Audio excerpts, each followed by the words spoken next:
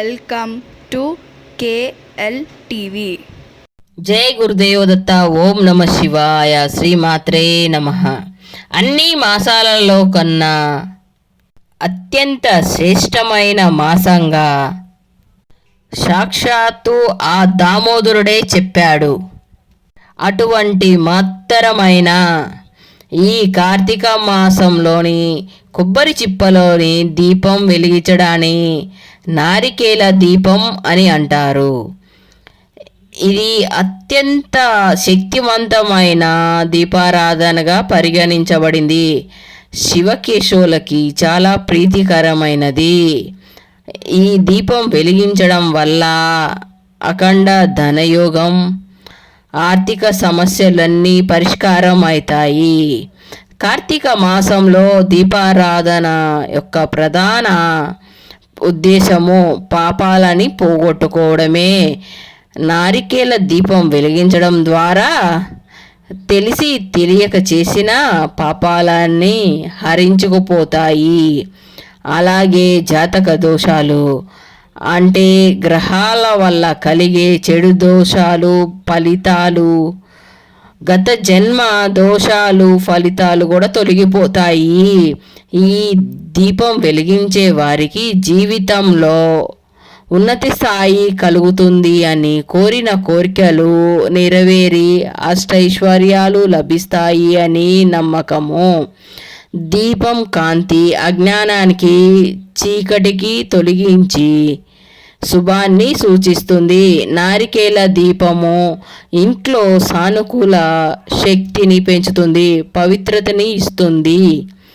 నారికేల దీపం పరమశివుడికి చాలా ఇష్టమైనది. కొబ్బరి చిప్పలోని దీపము ఎప్పుడు వెలిగించాలి అంటే కార్తీక మాసంలో ఏ రోజైనా వెలిగించవచ్చు. అయితే ముఖ్యంగా కార్తీక సోమవారాలు, ప్రదోష కాలంలో సాయంకాలం తులసీమాత దగ్గర కానీ, లేక పూజా మందిరంలో కానీ, లేదా దేవాలయంలో కానీ ఈ నారికేల దీపాన్ని వెలిగించవచ్చు. ఈ దీపారాధన కోసం శుభ్రంగా పగుళ్ళు లేకున్నా ఉన్న కొబ్బరికాయని వెంచుకోవాలి. మొదట ఆ కొబ్బరికాయని పసుపు నూటితో శుభ్రం చేయాలి. ఆ తర్వాత ఈ నారికేలాన్ని పూజలో కొట్టినట్టుగా 2 సమాన భాగాలుగా పగలగొట్టాలి. పగలగొట్టిన 2 చిప్పలని ఒకటిని దీపారాధనగా ఎంచుకోవాలి. పరమేశ్వరుడు త్రినేత్రుడు కనుక దీపారాధనకి వెంచుకునే చిప్ప కూడా 3 కళ్ళు ఉన్నది వెంచుకుంటే మరింత శ్రేష్టం. ఇంకా మరి 2వ చిప్పను నైవేద్యం కోసం పక్కన పెట్టుకోవాలి. దీపారాధన వెలిగించుకున్న కొబ్బరి చిప్పకు కుంకుమ గంధముతో బొట్లు పెట్టాలి. 5 చోట్ల పెట్టుకోవాలి. ఈ కొబ్బరి చిప్పలో ఆవు నెయ్యి లేదా నువ్వుల నూనె పొయ్యాలి. 2 ఒత్తులను కలిపి ఒక ఒత్తిగా చేసి అలాంటివి 3 చేసి కొబ్బరి చిప్పలో నూనెలో ఉంచాలి. ఈ ఒత్తులని 3 దిక్కులుగా పెట్టి తూర్పు, ఈశాన్యం, ఉత్తరం వైపు ఉండేటట్టుగా పెట్టుకోవాలి. ఎక్కడైతే నారికేల దీపం వెలిగిస్తామో అక్కడ తమలపాకు పైన బియ్యాన్ని పోసి దానిపై ఒత్తులు వేసిన కొబ్బరి చిప్పని ఉంచి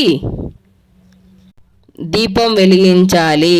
ఇలా ఈ దీపం వెలిగిస్తూ దారిద్ర దుఃఖ దహనాయ నమశివాయ అనే మంత్రాన్ని 21 సారి లేదా 108 సార్లు లేదా 11 సార్లు జపించాలి. శివుడు అనుగ్రహం లభిస్తుంది. మన జీవితంలో ఉన్న దరిద్రాలు, దుఃఖాలు, దోషాలు అన్నీ తొలగిపోవడమే కాక అఖండ ధనయోగం కలుగుతాయి. ఆర్థిక సమస్యలన్నీ తొలగిపోతాయి. మన గత జన్మ కర్మలు కూడా తొలగిపోయి పరిపూర్ణంగా శివయ్య ఆశీర్వాదం మనకి, ఆ దామోదరుడు ఆశీర్వాదం కూడా సంపూర్ణంగా మనకి లభిస్తుంది. జై గురుదేవ దత్త. ఓం నమ శివాయ. శ్రీమాత్రే నమః.